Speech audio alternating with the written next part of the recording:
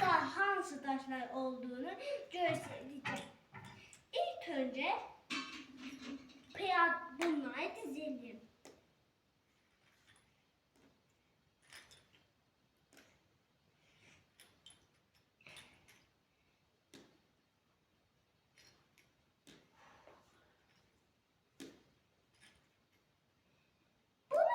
Dizilişlerince bir şahmada 6 farklı taş var.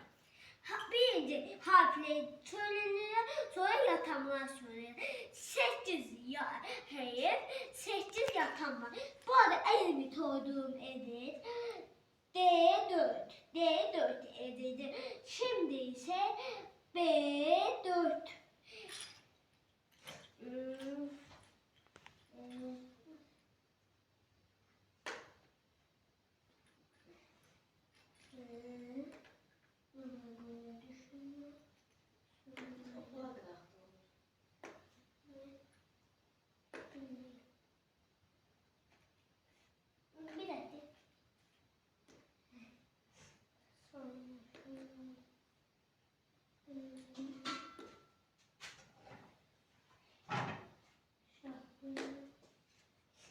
Evet, bu kale, bu at, bu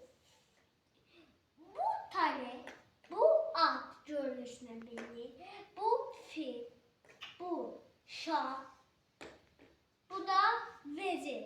En aşağıda geliyor fil, at, kale. Bunlar da piyade. 8 piyade, 2 at, 2 kale, 2 bir şah, bir vezir var. Şimdi ise dayamayı düzelir. Birinci piyadalar düzüyoruz. Piyadalar.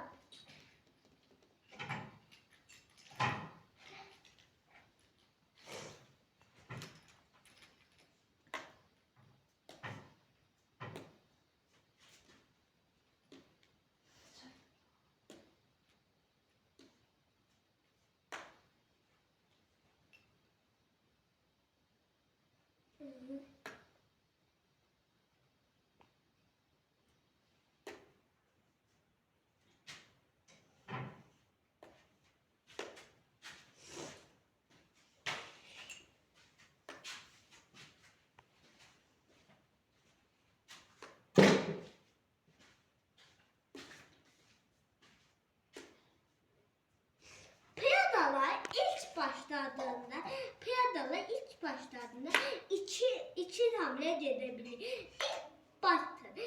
İlk başladı iki hamle. Tamam zaman değil, bir gidebilir. Bu iki gidebilir. Hamle.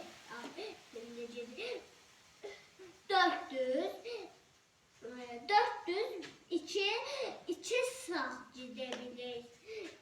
Fille ise tek çapraz gidebilir. Kaleleri hem böyle hem de böyle gidebilir.